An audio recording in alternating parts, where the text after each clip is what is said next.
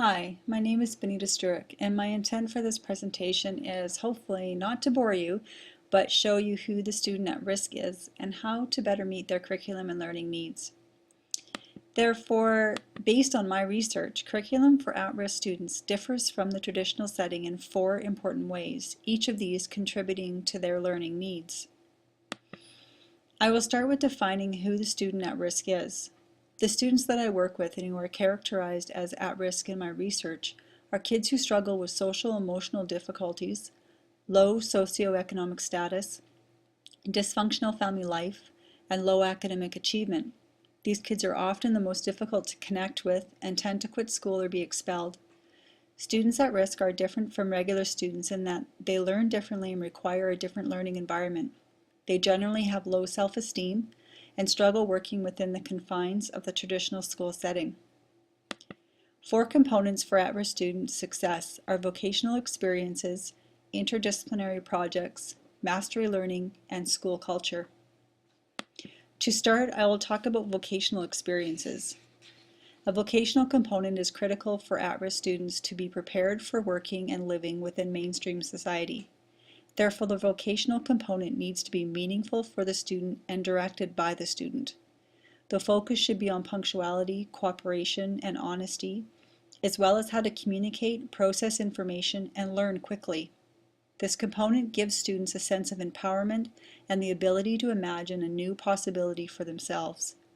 Paul Freire would call this new possibility or empowerment dialogue. Dialogue creates a space for kids to express their views or their perspectives and be heard at the same time. A second component involved combining 2 or 3 subjects and using alternative project methods.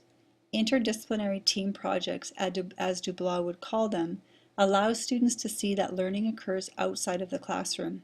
These projects incorporate reading, writing, speaking, and listening and are conveyed through a play, video, model, map, or even a public service announcement.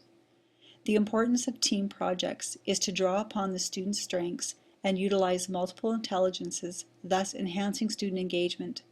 The difficulty of these types of projects is that the methods are non-traditional and teachers need to be able to think outside the box and like working in teams. A great example of this is by Nancy Squires, a teacher who was given the task of teaching a class of Navajo students. She divided the project into 3 steps. The first being that the teacher listens to the students and discovers their interests. By listening, the teacher gets a better understanding of the student's world, their concerns, likes, and dislikes. Freire would call this the reality material or base information. The second step exposed the students to pictures, videos, songs, movies, or news clips that relate to what the students talked about. Freire refers to this as dialogue or problem posing. Here the students get to watch, learn, and see their issues as it is presented in different ways. The third step is giving the students the challenge of figuring out how to solve the problem, which Freire would define as transforming their reality. Here students have the opportunity to engage in a living curriculum they relate to, care about, and want to do something with. Interdisciplinary projects allow students to engage in their learning in a meaningful way and feel heard. The third component supporting students at risk is mastery learning. The key to this component is allowing students to work at their own pace.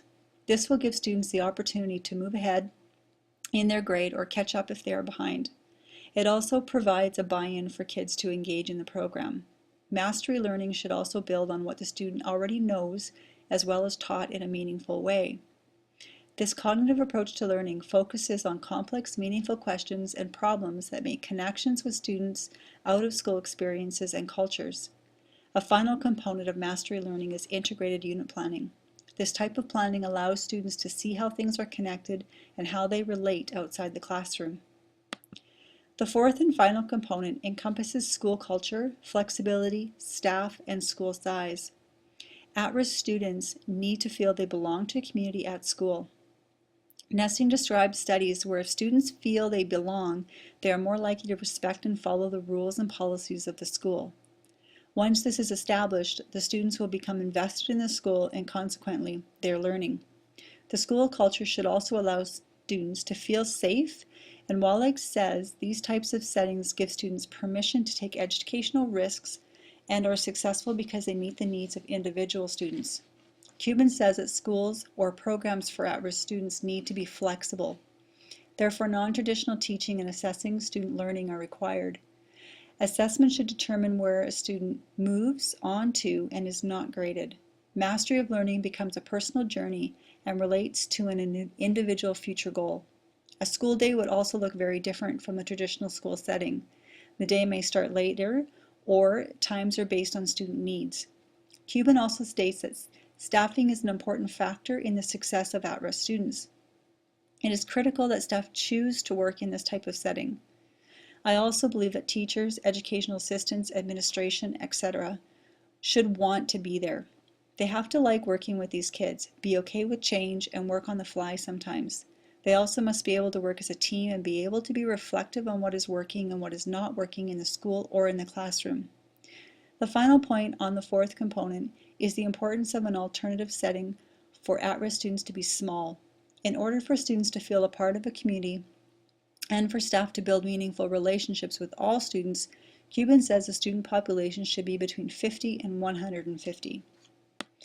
In concluding this presentation, I want to highlight the importance for teachers to understand that in order for students to learn, we need to transform our ways of teaching so that we can not only teach, but learn from our students by listening, hearing, and responding to what their needs are as learners and as people. Also, changing our teaching practices for students at risk may be just the beginning in transforming our classrooms to better meet the needs of all students. Thank you.